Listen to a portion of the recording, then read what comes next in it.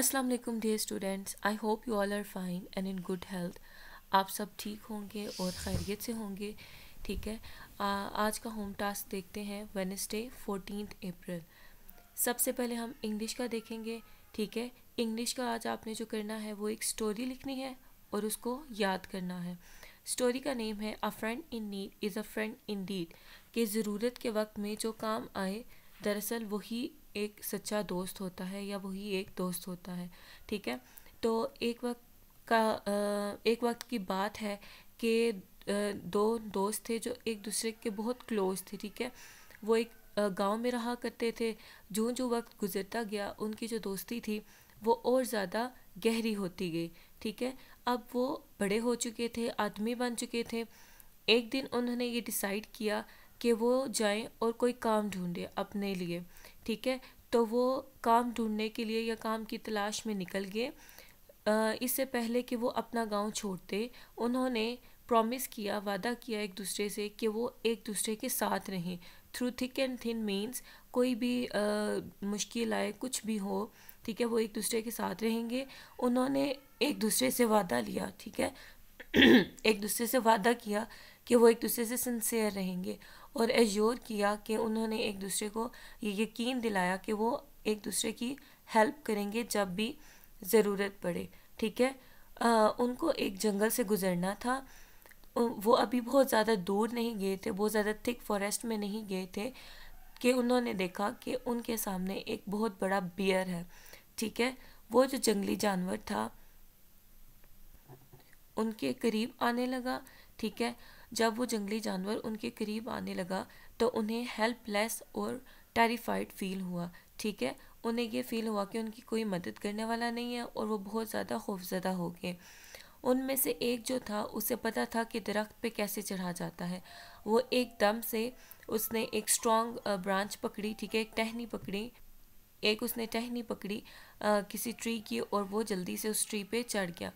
ठीक है, जो दूसरा वाला दोस्त था उसको दरख्त पर चढ़ना नहीं आता था। ठीक है, उसने ये बात सुनी हुई थी कि जो बेयर्स हैं वो मुर्दा जानवरों को या मुर्दा इंसानों को नहीं खाते। तो वो ज़मीन पर लेट गया और उसने अपनी सांस जो है वो रोक ली। वो ये प्रिटेंड कर रहा था, ये बहाना कर रहा था कि वो मर चुका है। ठीक है, तो जब वो बेयर उनके पास आया उसने उसे सूंघा। ठीक है, तो जो वो जंगली जानवर था उसको सूंघ के वो छोड़ दिया उसने। क्यों? क्योंकि वो समझा था कि वो बंदा जो है वो मर चुका है। ठीक है, जब बेयर जा चुका था तो जो ऊपर दरख्त पे फ्रेंड चढ़ा हुआ था वो नीचे आया और उसने अपने दूसरे दोस्त से पूछा कि जो बेयर था उसने तुम्हारे कान में क्या बोला। ठीक है, उसने क्या विस्पर किया।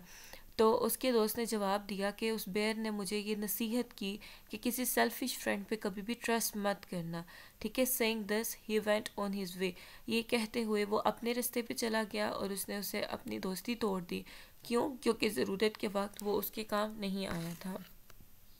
सेकंड सब्जेक्ट है साइंस। ठीक है, डिफ्रेंशिएट के क्वेश्चंस हम लोग कर रहे थे। आज जो आपने करना है वो फर्स्ट तो है रिसेप्टर्स एंड इफेक्टर्स। रिसेप्टर कोई भी ऑर्गन, टिश्यू या सेल होता है जो किसी स्टिमुलस को डिटेक्ट करता है। स्टिमुलस क्या होता है? कोई भी चेंज हमारी बॉडी के बाहर या अंदर जो हम डिटेक्ट कर सकते हैं, जिसको हम रिस्पॉन्ड कर सकते हैं, उसको स्टिमुलस बोला जाता है। जैसे साउंड वेव्स होती हैं, ठीक है, उनको कौन डिटेक्ट करता है? ईयर्स, हमारे ईयर्स डिटेक्ट करेंगे। लाइट को आइज़ डिटेक्ट करेंगी। ठीक है, तो ईयर और आइज़ क्या होंगे? रिसेप्टर्स होंगे। इफेक्टर्स क्या होते हैं? इफेक्टर्स वो होते हैं जो रिस्पॉन्स शो करते हैं, जिनकी तरफ मैसेज आता है ब्रेन से कि किस तरह से करना है या किस तरह से मूवमेंट करनी है। ठीक है, तो मसल्स या ग्लैंड्स जो होते हैं बॉडी में वो इफेक्टर्स होते हैं। मसल्स तो आपको पता है क्या होते हैं? जो बोन्स के साथ अटैच होते हैं और मूवमेंट में हेल्प करते हैं। ग्लैंड्स क्या होते हैं? ये भी कुछ टिश्यूज़ होते हैं बॉडी में, ठीक है, जो कि कुछ केमिकल्स सक्रीट करते हैं। वो केमिकल्स बॉडी की कम्युनिकेशन में हेल्प आउट करेंगे। ठीक है, डिफरेंट फंक्शंस में हेल्प आउट करेंगे। उसके बाद सेकंड है न्यूरॉन और नर्व में क्या फ़र्क है। ठीक है, न्यूरॉन या नर्व सेल एक चीज़ होती है। अब न्यूरॉन या नर्व सेल क्या होता है? ये आपको स्क्रीन पे नज़र आ रहा होगा। ठीक है, ये न्यूरॉन या नर्व सेल की डायग्राम है। आपको पता है कि हमारी पूरी बॉडी छोटे छोटे सेल्स से बनी हुई है, तो वो सेल्स जो नर्वस सिस्टम में पाए जाते हैं उनको न्यूरॉन या नर्व सेल बोला जाएगा। अब ये न्यूरॉन या नर्व सेल तो बहुत छोटा होता है, ये हम लोग देख भी नहीं सकते, इवन के माइक्रोस्कोप से भी बहुत मुश्किल से। ठीक है, अब ये जितने भी न्यूरॉन या नर्व सेल होते हैं ये हमारा सारा नर्वस सिस्टम बनाते हैं। जैसे कि ये वाली डायग्राम है, ठीक है, जो आपको स्क्रीन पे नज़र आ रही है, ये हमारे नर्वस सिस्टम की डायग्राम है। ठीक है, इसमें ये ब्रेन है और ये स्पाइनल कॉर्ड है जो हमारी रीढ़ की हड्डी में होती है। ब्रेन और स्पाइनल कॉर्ड को सेंट्रल नर्वस सिस्टम बोला जाता है, और बाकी सारी बॉडी में ये जो आपको नज़र आ रहे हैं, ठीक है, नेटवर्क की फॉर्म में ये नर्व्स हैं। ठीक है, नर्व सेल मिलकर नर्व्स बनाते हैं।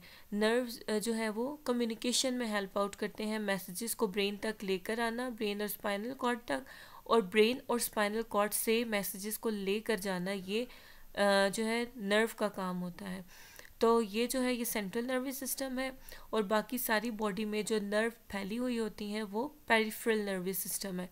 पेरिफेरल का मतलब होता है जो चीज़ साइड्स पे होती है, सेंट्रल का मतलब होता है जो चीज़ सेंटर में होती है। ठीक है, found in both peripheral and central nervous system. Nerve cell दोनों सिस्टम्स में प्रेजेंट होगा, जबकि जो नर्व है वो सिर्फ पेरिफेरल नर्वस सिस्टम में प्रेजेंट होगी। उसके बाद है वॉलेंट्री एंड इनवॉलेंट्री एक्शन, ये हमने प्रीवियस लेक्चर में भी देखा था। ठीक है, फिर आ जाता है social studies. Describe the use of dot method in distribution maps, also right it's merits and demerits. Merits और डीमेरिट्स हम नेक्स्ट वाले लेक्चर में देखेंगे।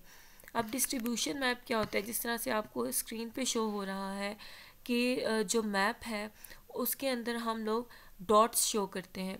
अब ये डॉट्स हम क्यों शो करते हैं, ये डॉट्स किसी क्वांटिटी को शो कर रहे होते हैं। यहाँ पे ये डॉट्स जो हैं वो पॉपुलेशन को शो कर रहे हैं। ठीक है, अब 1 डॉट इज़ इक्वल टू 500,000 या 5 लाख पर्सनस के यहाँ पे जितने भी डॉट्स हैं उनको आपने टोटल को काउंट करना है इस रीजन में। ठीक है, उसको फिर 5 लाख से मल्टीप्लाई करना है, तो इस रीजन की उतनी पॉपुलेशन होगी। एक डॉट जो है यहाँ पे 1 dot is equal to 5 lakh people. ठीक है, इसी तरह से ये देख सकते हैं ये वाला जो रीजन है यहाँ पे पॉपुलेशन ज़्यादा है बिकॉज़ यहाँ पे डॉट्स भी ज़्यादा है।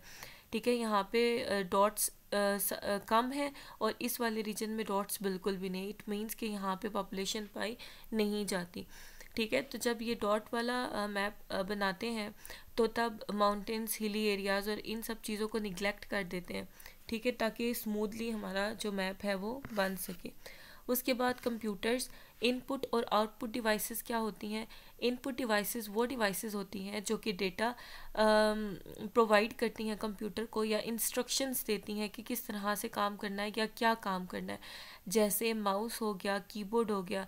ठीक है, हम लोग कंप्यूटर से हमने जो भी करवाना होता है हम इन डिवाइसेस से जो है वो उसको इंस्ट्रक्ट करते हैं। ठीक है, but it can't receive the data from an other device. ये जो डिवाइसेस है डेटा सेंड तो कर सकती हैं पर रिसीव नहीं कर सकती। आउटपुट डिवाइसेस वो होती हैं जो कि आपको आउटपुट शो करती हैं। ठीक है, मैथमेटिक्स का ये लेक्चर आपने सुन लेना है, ये लिंक आपको सेंड कर दिया जाएगा। उर्दू के जो है वो क्वेश्चन आंसर्स आपने हमद के पढ़ लेने हैं और इनको याद करना है, लिखना है। इस्लामियात का अकीदा, उन्वान अकीदा आखिरत और तामीर सीरत में इसका किरदार।